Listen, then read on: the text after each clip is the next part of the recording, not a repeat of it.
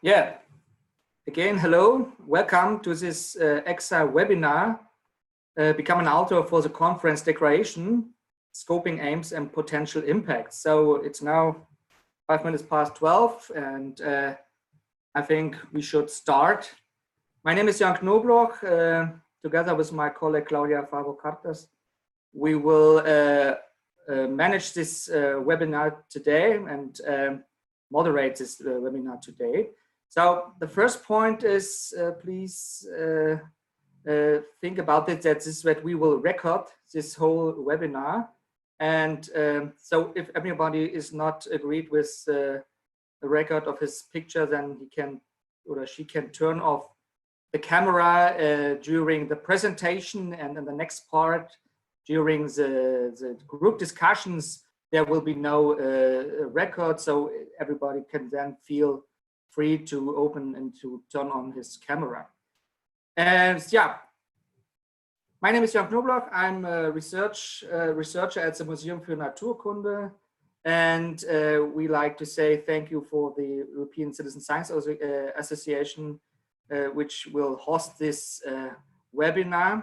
And yeah, some short words for the introduction. First, that's also the problem of the little confusion of, about the links in the invitation mail today, because this is not a typical webinar. It is we organize it as a Zoom meeting, because after the presentation or the inputs, we like to make with you a group work, so that we have a lot of some groups, and within these small groups you are able to discuss your ideas about the declaration, and that's why we are very interested to have this participation form or this participation approach for the declaration.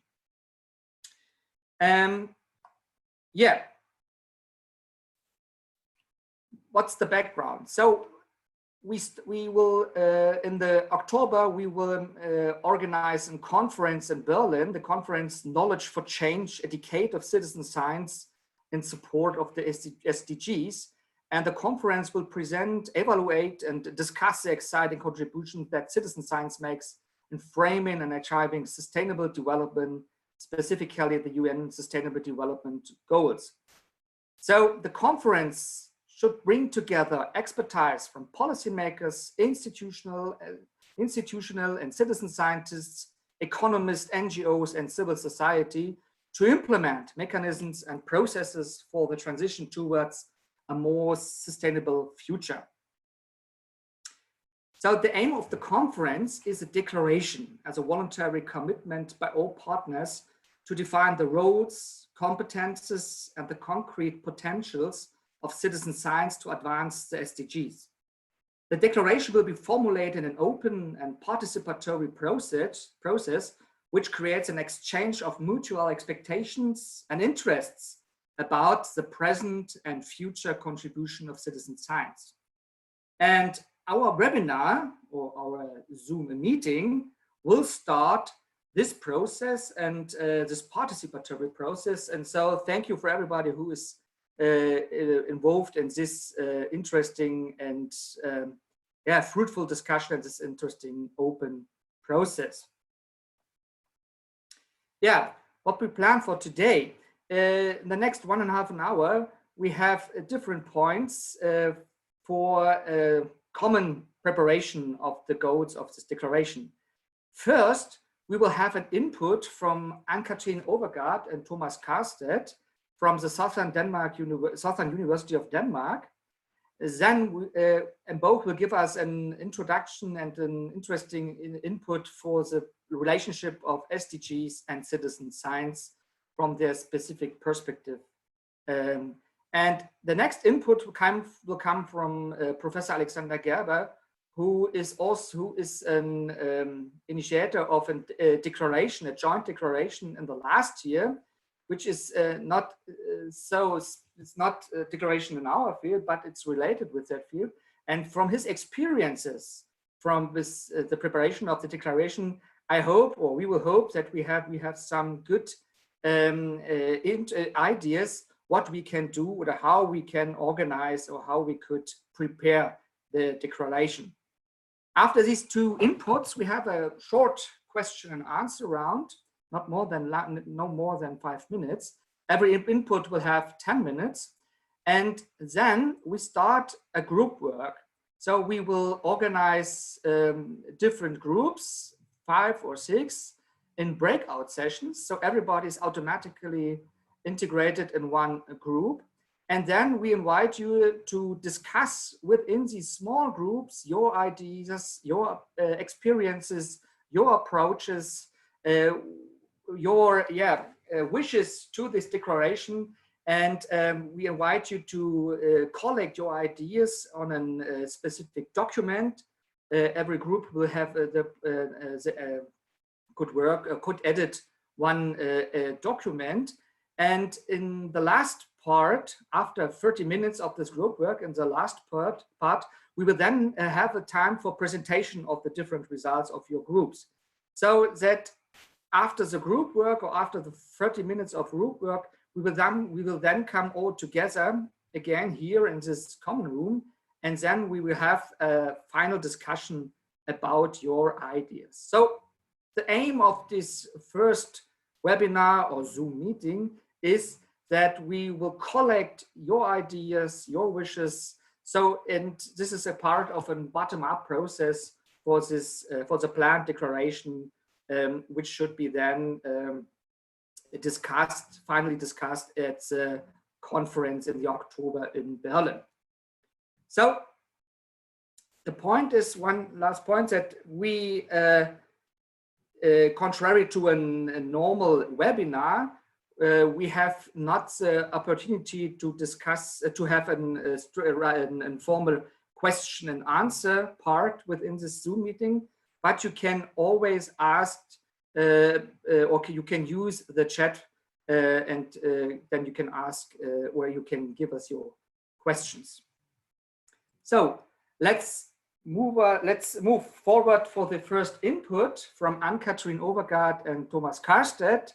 Kathrine Overgaard is head of external projects at the Faculty of Health Science at the Southern Denmark University. She is co-creator of the EU-Citizen.Science networks and project manager of several citizen science projects. Thomas Kaarsted is Deputy Library Director at the Southern Denmark University and also a co-creator of the Citizen Science network. He's also a project manager of several science projects and a project manager of the Danish Research Libraries CS project. So both would now have, we will now have a good and informative input from both. And then, I will now stop my presentation and give the words to Kathrine and Thomas.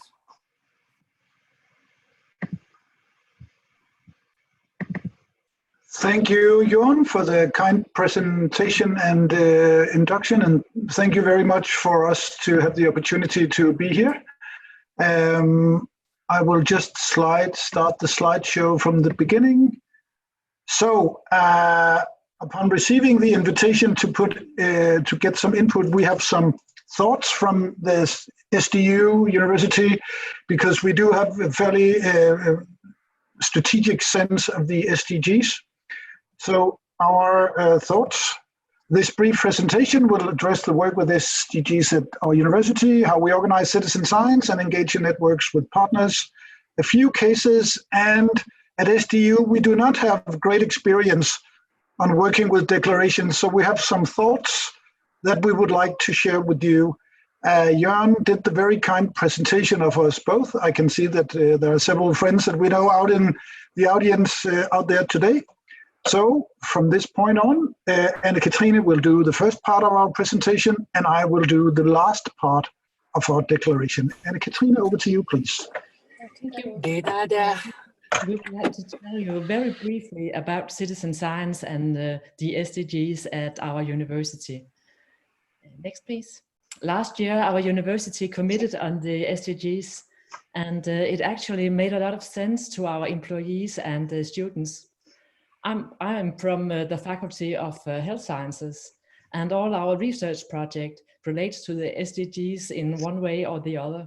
So it makes good sense and not just for our faculty. To aim for a sustainable future makes a clear focus on our activities.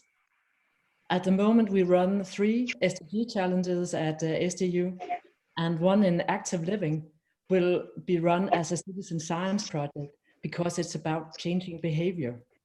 We want to take our own medicine, so to speak, and implement a healthier culture based on evidence from our research. And therefore, we have to engage employees and students if we want them to change behavior towards more physical movements during their everyday life at campus for better health and well-being. Next, please.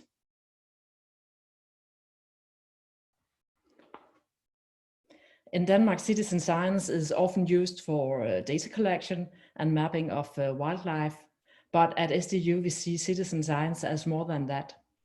We see citizen science as a method for interaction and dialogue between citizens and researchers, thereby reducing the distance between them in order to enhance debate based on knowledge and fact instead of fake news.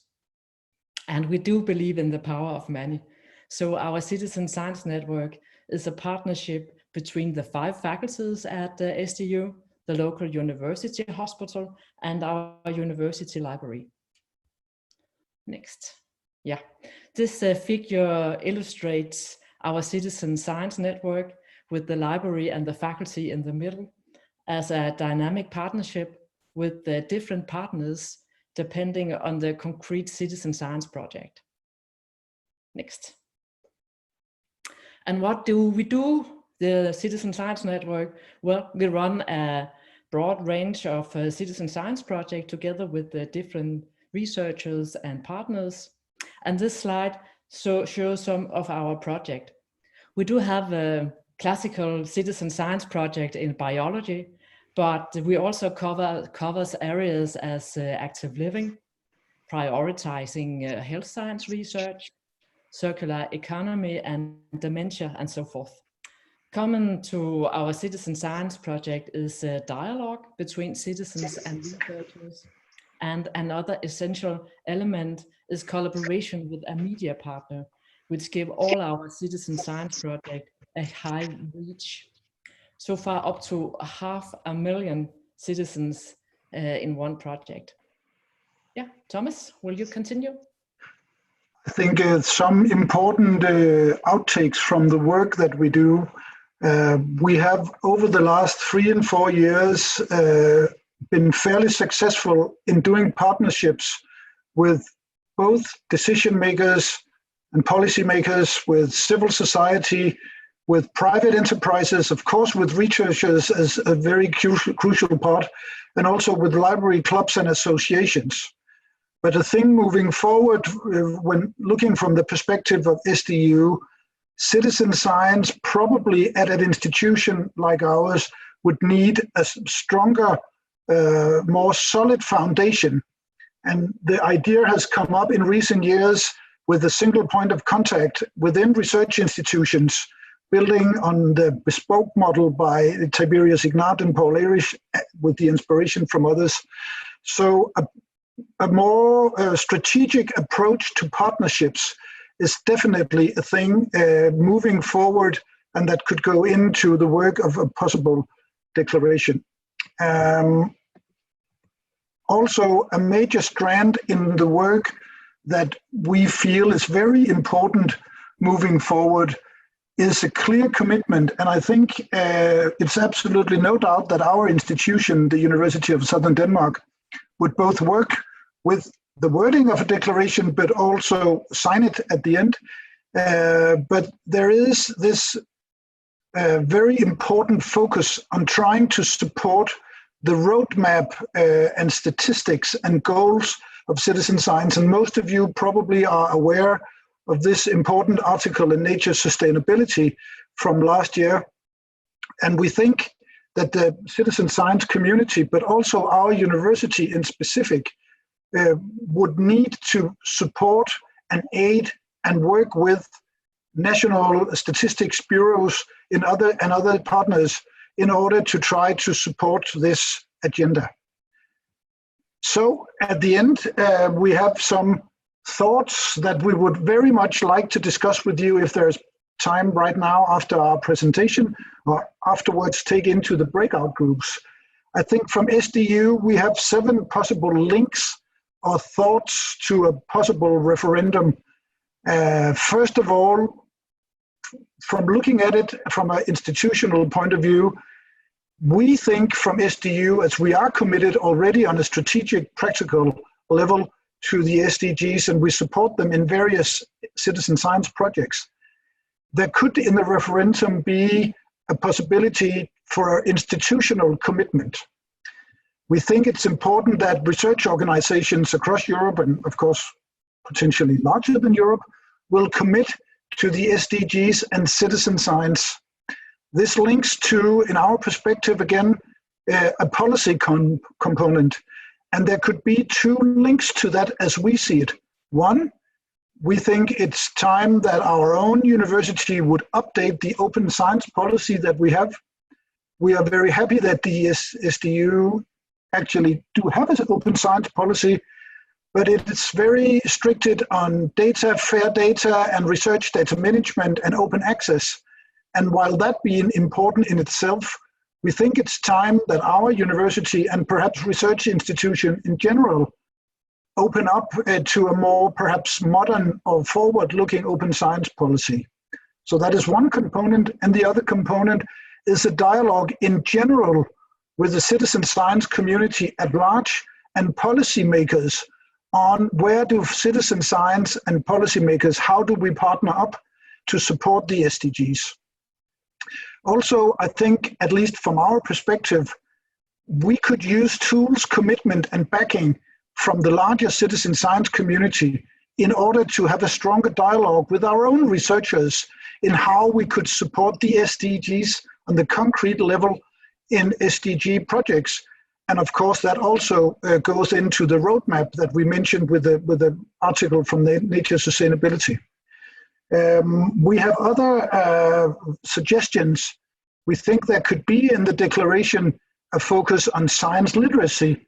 We feel science literacy could be a tool to work with the public in order to get clear goals, common goals on why we work with this. But we also feel it could be important to work with the public schools and high schools on curriculum-based activities. And we think science literacy could be much more, could be a critical component.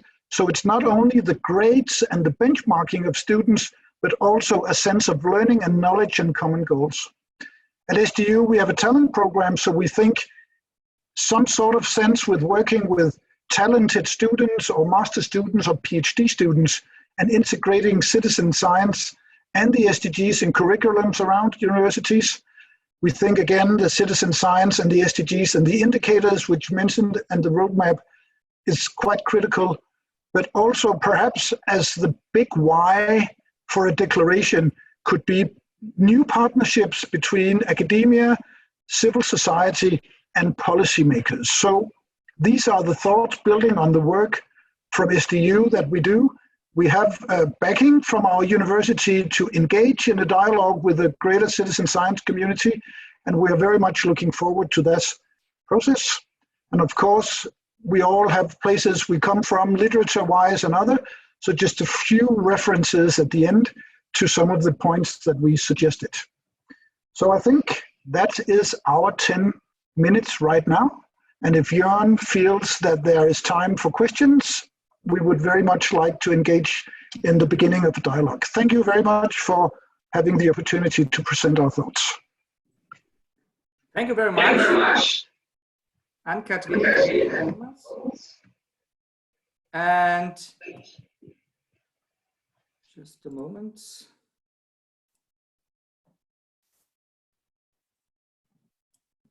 Yeah, we will have now 5 minutes for questions to you both. For anybody who would like to ask something, please use the chat and please write your names, and then Thomas and Anne-Kathrine could give you the answer.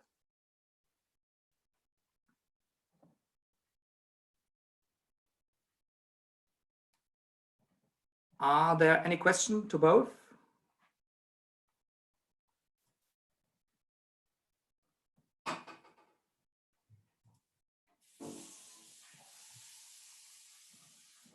If not, then I will move forward to our next input. And this comes from Professor Alexander Gerber, who is professor or has a chair of science communication at the Rhine-Waal University. He is research director at the Institute for Science and Innovation Communication and member of scientific steering committee of the PCST, the Public Communication of Science and Technology Network. He's also involved in projects as a coordinator of different citizen science related to supported by the EU, like Nucleus, Creations, Ring, GRIP, Terrifica, and this I believe this. So I will now start his presentation. He's right now not virtually here, but he gave us a video file. So please join this.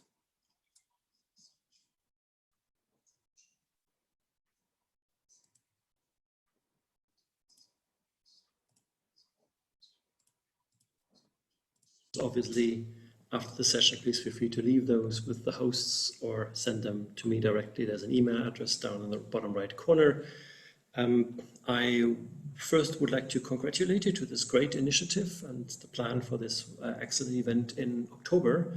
I'm actually really excited and I hope we'll be able to be involved directly, and also to the chutzpah to address and approach something like a declaration on citizen science, which I think is very timely. The next 10 minutes, I believe, are there to share a couple of experiences with you about a declaration that we put out in 2019 on responsible research and innovation. We called this Pathways to Transformation. And that declaration, on the day it was launched in summer 19, generated about 800 retweets just on the day.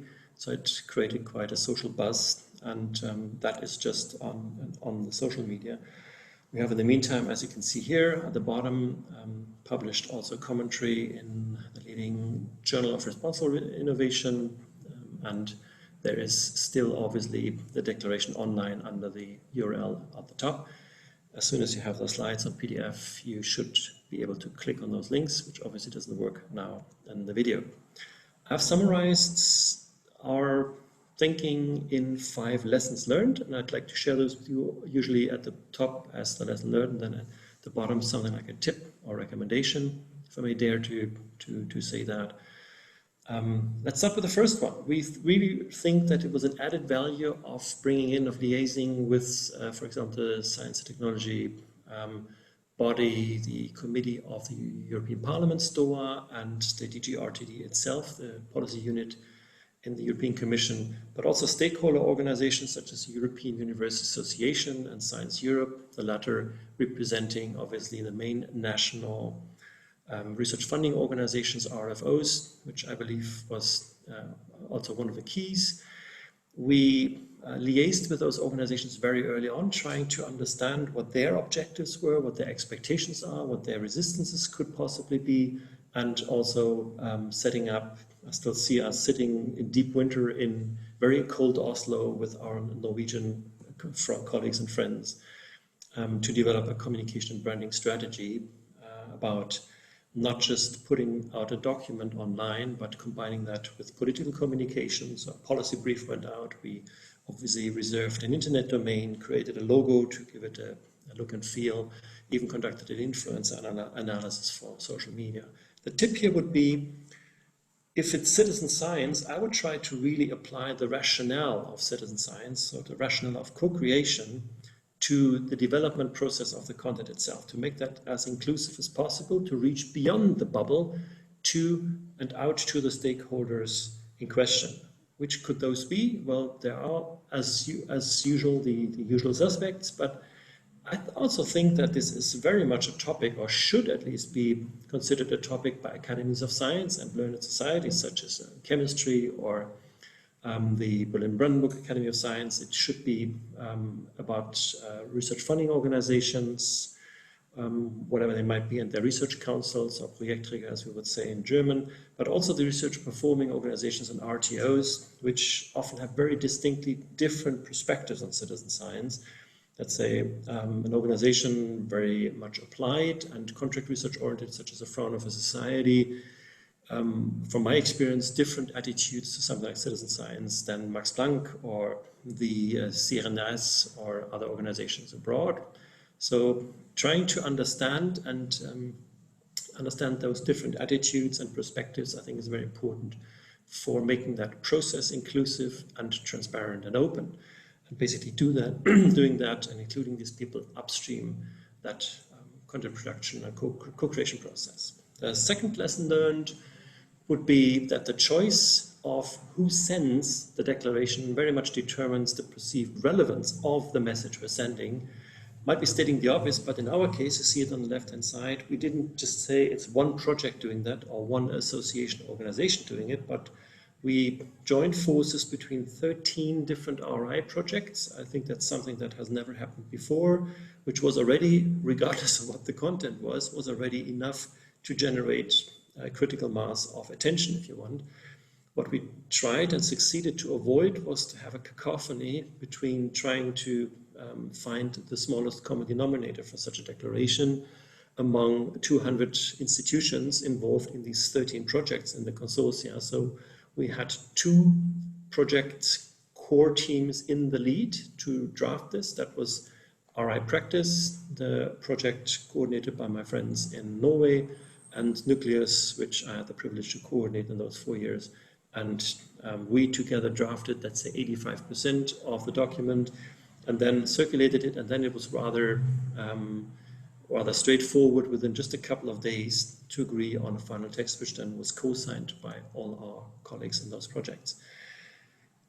So who could co-create or, important here, co-sign the declaration? Some might be co-signatories and some might be contributors. I think these are also not necessarily people in the same role. Apart from the usual suspects, which are obvious, such as the European Citizen-Science Association itself, ECSA, QC, ERIN, and so on, there are also, of course, the previous and the ongoing citizen science projects themselves. I still vividly remember from 2 weeks ago the reviews in SWOF Study 1, which I think is also the program under which EU-Citizen.Science is funded. Forgive me if I'm wrong. But there is quite a series of projects being funded under Science with and for Science and Science in Society for more than a decade, and to go back to all of those consortia could, for example, be a source of collaboration.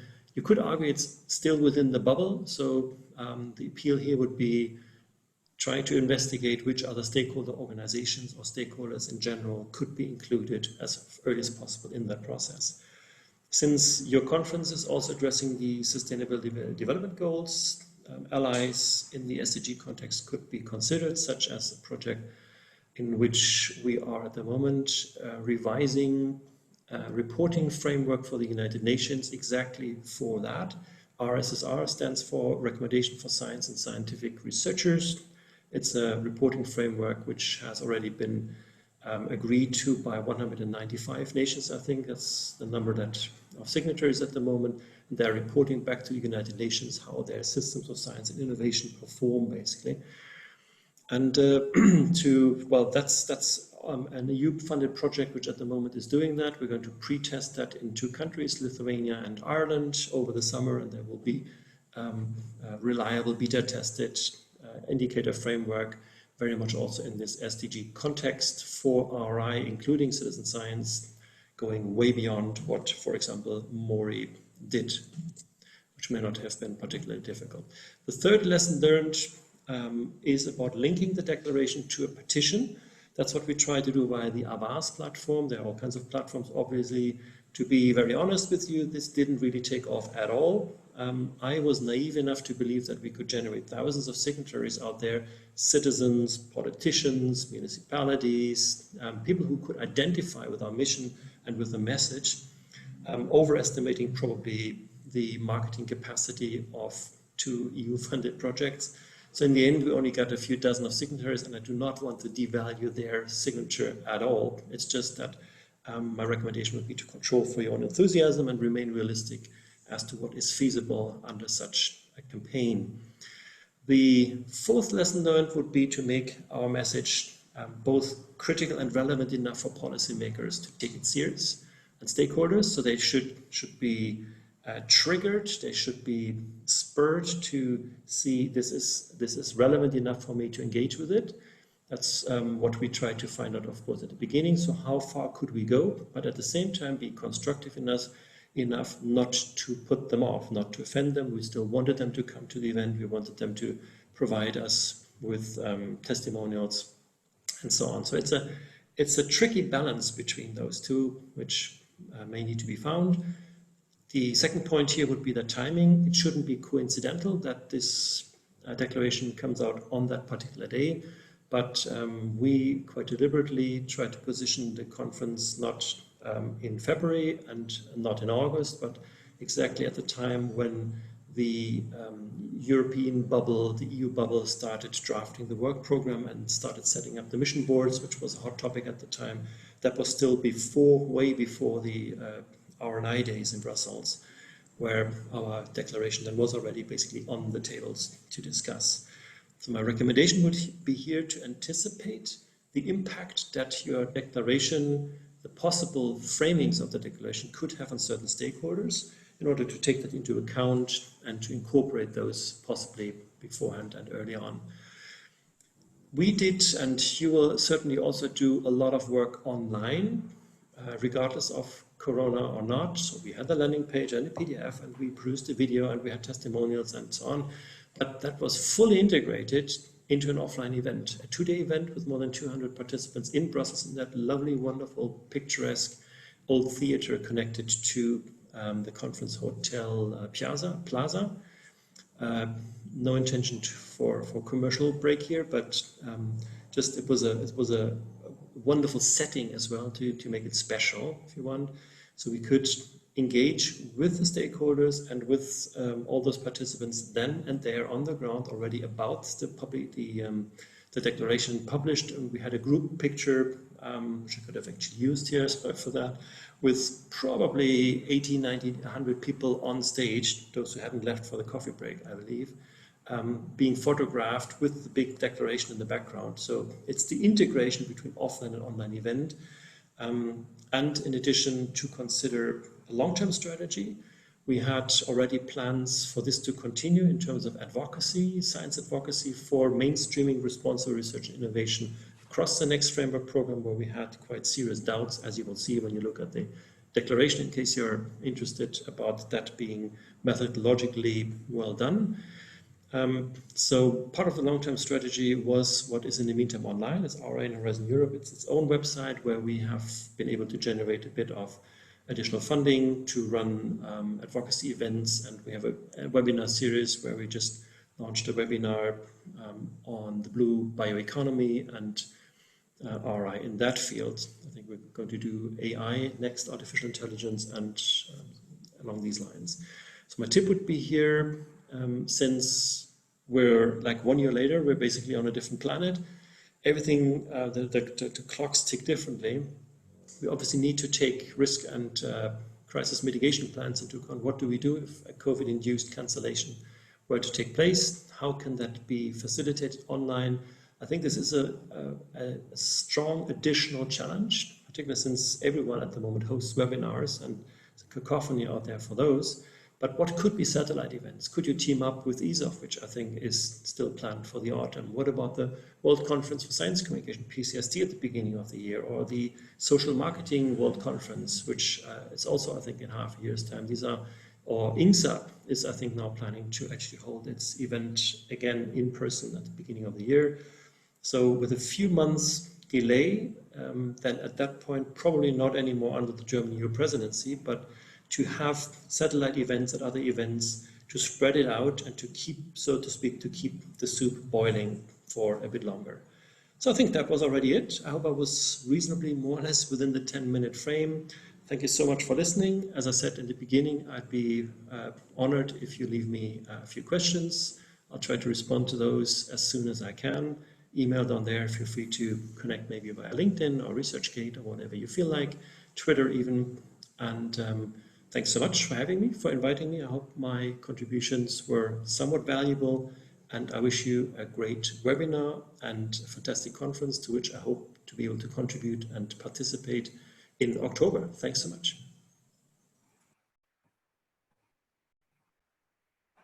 Yes, so for the input from Professor Gerber, which is also which we could participate on his experiences with the declaration from the last year. So this is together with the input from Thomas and Anne-Kathrine, I think a very good framework for us to go further with the declaration.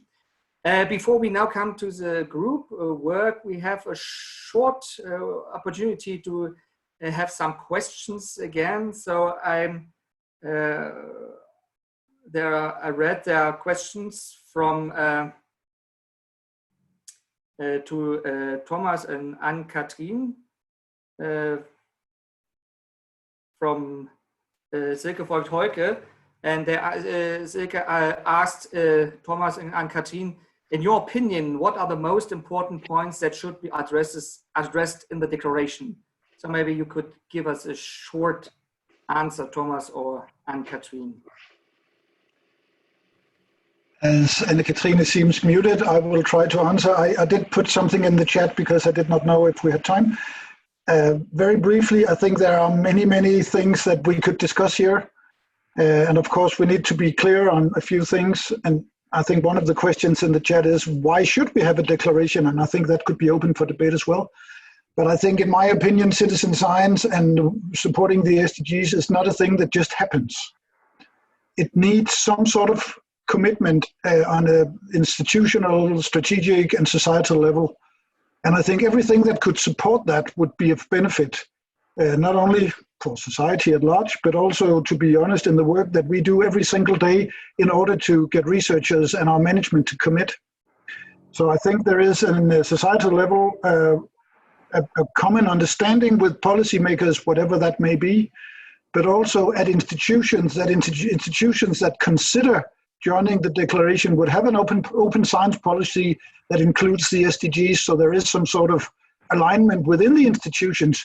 These things, at least in my opinion, would be critical. Thank you very much. Barbara Pruse had also a question, but it's a very detailed question. So I think we could take it forward to the group discussion. Is it okay for you, Barbara Pruse? Then you can, because it is a very fundamental question. And so when we start to, to answer your first question, I think then we have to break up this webinar. But I think they're very important questions. So thank you very much. So I will again now share my screen. So now we will go forward to the group work, and we organize some breakout sessions. So we planned with 6 groups, but I don't know how much, it's now 5 groups. In these groups, you're all equal participants. There's no discussion leader, no moderator. Within this group, you have now 30 minutes to work together and to clarify your discussion, to collect ideas, to critics, to wishes and interests. And we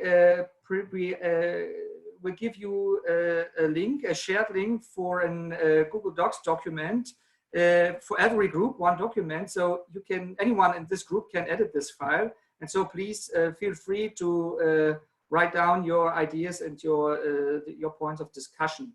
And we invite you to think, collect, and discuss your ideas, wishes, and expectations for the declarations. And we like to please, we wish that you please choose one person who will briefly summarize your ideas afterwards. So after 30 minutes, we have then the final round in this webinar or Zoom meeting that every group could present us their specific, the results of their work.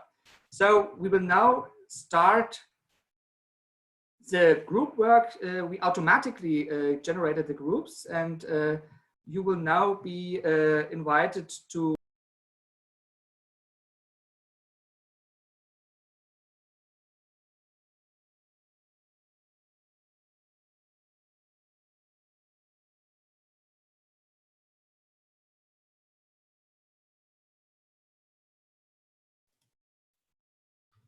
welcome back. Disruptionary end, so sorry, but time's running away. And yeah, thank you very much for your work, for your discussions, for your sharing of ideas. What I've heard, it was very interesting. I'm sure that we will now not still have 4 ready declarations, but I think we have a lot of good ideas and comments or recommendations from your side. Yeah, we will now come to the last part, and this is the presentation of your ideas, of your discussion. So we will now start with the first group. Please, anybody from the group, give us a short point or a short state of your discussion, and not longer than 5 minutes, so we can have also can have an knowledge about what have you discussed.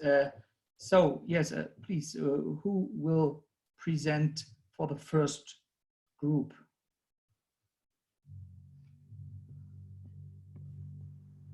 I'm not sure if I was in the first group. Kim, was it us? I actually was just wondering which group we were. But maybe and now now make the resolution from and say that Kim's group was the first group. So please, Kim's group, not the first group, but Kim's group. Who was? So you want me? I don't know if somebody else took some notes, but I try to at least write down some headlines. So first statement was we have to start with a narrative about why we want to have citizen science. So this was really related to the document, to the text, which should be set up, the declaration text. We definitely need a comprehensive list who should be the addressees of this declaration. We discussed the issue of language, because when you address different stakeholder groups, you probably need different, no, not you probably, you definitely need different languages to transport your message.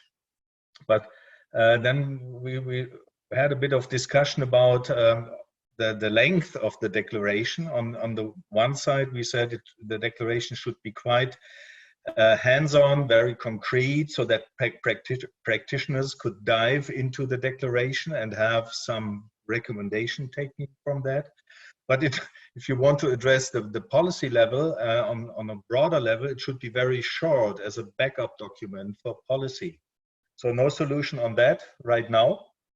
But one important aspect when now getting into the process of development of the declaration, the process behind the declaration should be made transparent, so that all those who later on have this document in their hand know how it was developed, who contributed, what arguments were exchanged, and what opinions were discussed.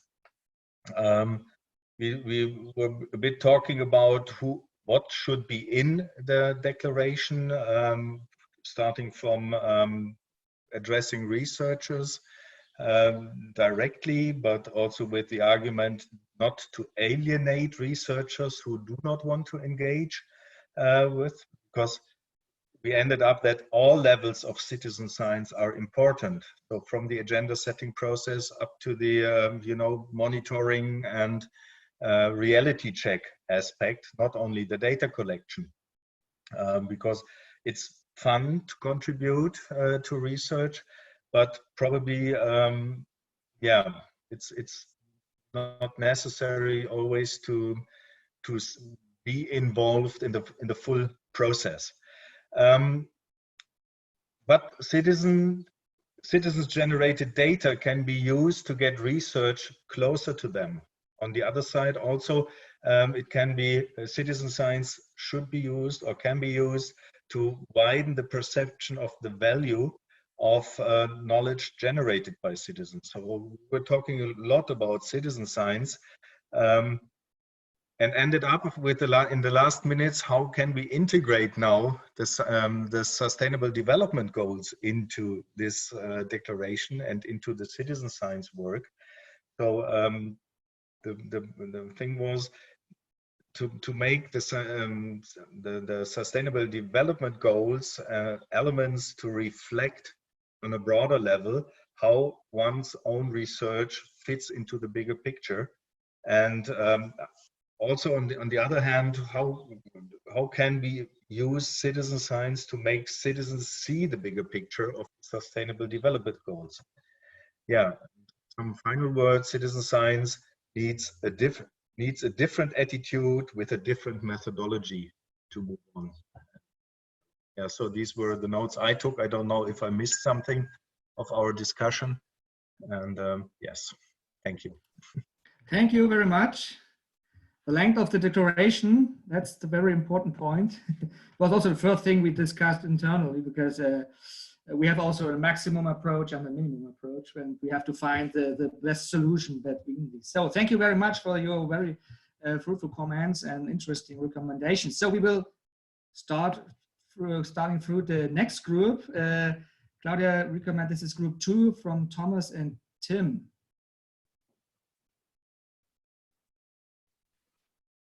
So anybody who was in the group from Thomas Kaarsted and Tim Woods, is there anyone who would like to present?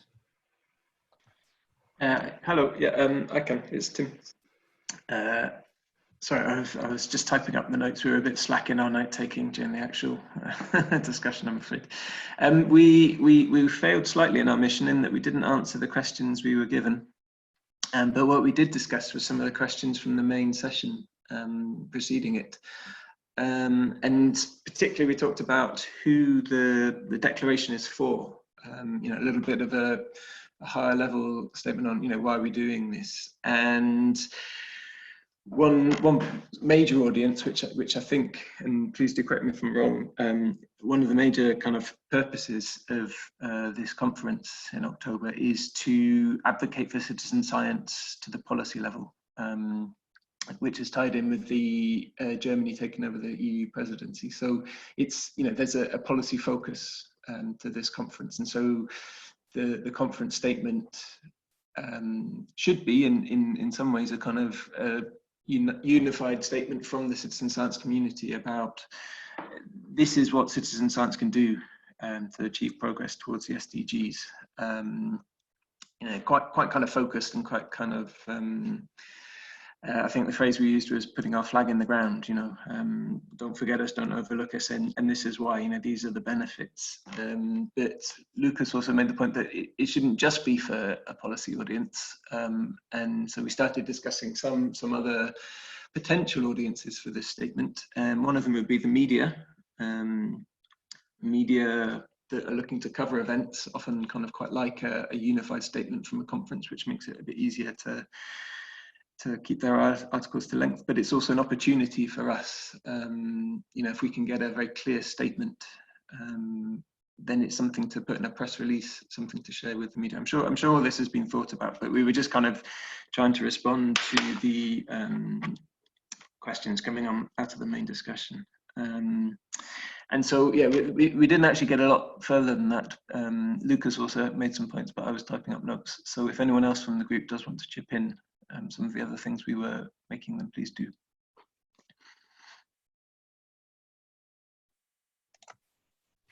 Yeah, thank you, Tim. That was a great summary. So Lucas speaking here, I also was in a group. So potentially also want to add the difference that we can make between results that are outside of this group that is creating it, the doer and makers and creators that are here in the call, Yeah, of course, I fully agree. The policymakers are the audience because they will read like the results, but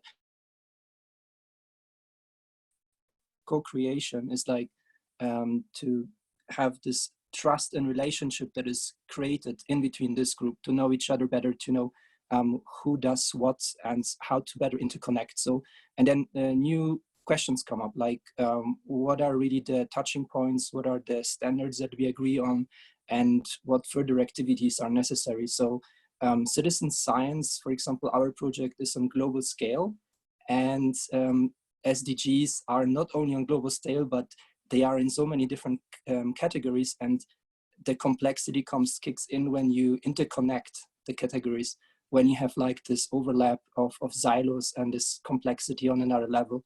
So, and that's something that is not there in the conversations when you go on a local level, when citizens are activated, motivated to participate. So I think there is as citizen science is a connector, and on European and global scale, and SDGs is like adding another layer of complexity. So that could be something like coming back to what Tim said, communication-wise, like a very great tool to use it and how to bring all of our efforts together. Thank you.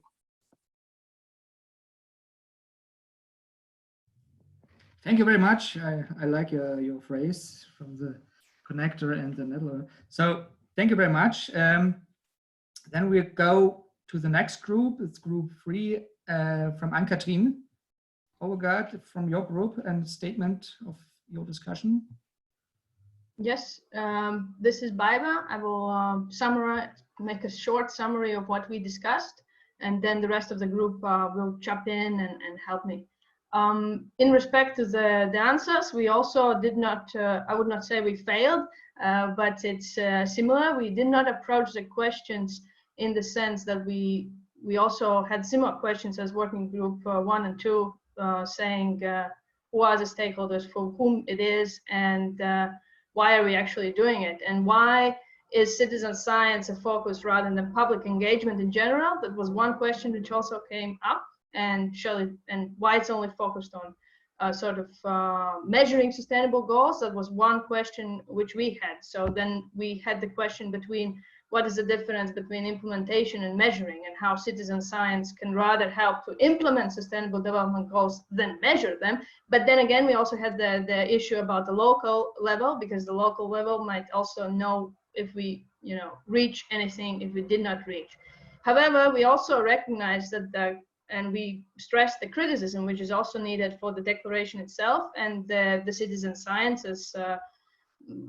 There are also challenges, and approach these challenges in the declaration rather than saying we will do better, but rather saying that there are problems with the ethics, there are problems with the funding, and acknowledge these sort of things and change the paradigm, saying that the declaration is not general saying what we know, Agenda 2020 or whatever, saying these big words, but we say we know the problems and how shall we try to do something, or just acknowledge them, say that we know there's ethics problems, but I'm repeating myself too much about it. However, this was something we were having a lot of discussions in it. Then also there were great points about declaration being for different stakeholders, and that was working group 2, which also pointed out that maybe policy is something. However, we also say that there are something about other groups like citizen scientists themselves, or institutions or academia, and make it as a living document. Meaning we acknowledge that these declarations are changing, even though we say it's until 2030 or 2020, but let's acknowledge the reality. It's always, too big and too broad. So let's just be honest about it. And, we are here to discuss these things. So we just, pointing out about these different realities we are experiencing. And I'm just running through the notes. And also there was a thing about the benefits. So who actually gains these benefits? And most of the time we still talk about data, but we know these other benefits of citizen science, which we claim we have. So this is also, if we so much talk about data, so who benefits out of these products, and how shall then we address again this issue about giving the whatever value to the people who gave the data or whatever, change the paradigm in a bit, because we also talked about Horizon 2020 projects and who gets the millions of the euros and who doesn't, and who does values their time and who gets paid. And of course, that's why we are in academia too, and this is also fine. But just these questions were acknowledged rather than we didn't want to escape from them. But maybe group members could also contribute with some of the other points.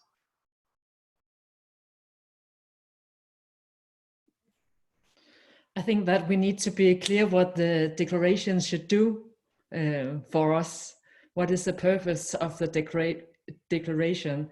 And then again, I really like this point about a living or dynamic declaration.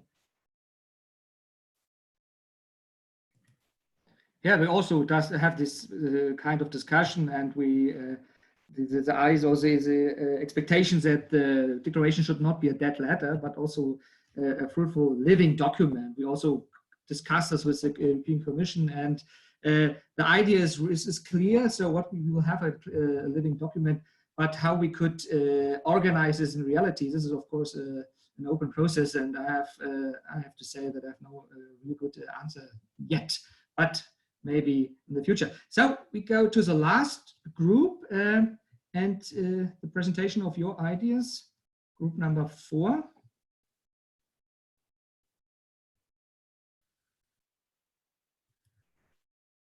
This was group of Silke. Yes, I think we really didn't talk about who's going to present our discussion. So I'll just jump ahead because I took the notes, if that's fine with the others. If not, anybody can step in right now. No one? Okay, yeah. So I think actually what was really interesting is that we really didn't touch the first point that was obviously discussed in many other groups, who the declaration is for. But we really tried to jump into the question how citizen science could contribute to measuring the goals. And quite similar to other groups, we first stumbled about the question, what you can measure is mostly data. And if we're just talking about data, we're just talking about data-driven citizen science. And for us, citizen science is much more than just creating data or delivering data. But we really think that citizen science could be framed also as an enabling factor to achieve the SDGs. And also, it is also in reverse, it's about taking available data to stimulate action at the local level. So really using citizen science more as a bottom-up process, also to help citizens to understand the SDGs, and also to provide answers to the question how to achieve the SDGs, because often you feel helpless and it's about practical action and not only theory. So citizen science could really provide a clearer understanding on how to achieve the SDGs. And thus it's more about an empowerment process and not only about getting data with citizens or with the help of citizens. Then we were also talking about whether citizen science actually contributes to all citizen SDGs equally, or at the moment, as we think, it contributes more to some of the SDGs than to others. And this is really because some of the goals are directly linked to citizen science, where others don't have this link. So there's also some food for thought here. Obviously, really, those goals that are more linked to data-driven indicators, such as environmental monitoring, are more easily to measure, and so there are more experiences and practices in those fields. And really, there should be more focus on other SDGs as well. And last but not least, we were talking about the last question. So what happens if we actually reverse the question, how the SDGs and the need for SDGs actually help to receive support for citizen science. And in the last minute, Sven actually brought up a provocative idea that I really liked, because we talked about the fact that the SDGs are quite theoretic framework, and not many, or the public isn't really too familiar with those theoretical goals. And we think it would be, or Sven suggested that it would be a provocative but idea to consider to actually formulate the declaration on sustainable development rather, and not binding it strictly to the SDG framework. Yeah, and if anyone else has some input, I'm really happy to start the discussion. Thank you very much, Silke, also for the presentation of the discussion of your group. I think we have collected a lot of good points, comments, recommendations, wishes, and I think this is a very good foundation for the next step and for next development, or the next step of the development of the declaration. So thank you very much. Thank you all. Yeah, like every good discussion, we already broke the time frame. So that will I will conclude and come to the end of our webinar. So with the question, what's next? So we invite you to contribute to conference sessions. You can see the call of contributions on our homepage at sdgconference.berlin.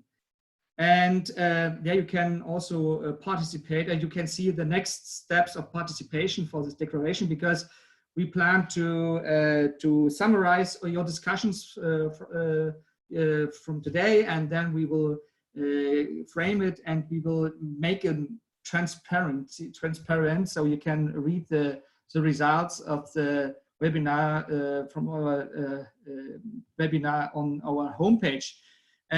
We also invite you for the other step of participation. This is the second webinar we plan for September, and there we will take all these open questions, and we go a step further and clarify the questions: how can we make our goals workable within the declaration? So this is from this general discussion from today. We can go deeper and try to formulate some specific, or a lot of specific points which should be included in the declaration. So as you can see as an abstract from this webinar, and we will discuss the practical implementation of the goals agreed in the first round, and then we together will discuss the different ways to implement them and formulate these in concrete terms. By means of questions and voting, a first draft for the declaration will be collectively developed. So that is our plan, and we are optimistic enough to go further with this idea. So thank you very much. I have to say goodbye, and yeah, there are some points in the chat. So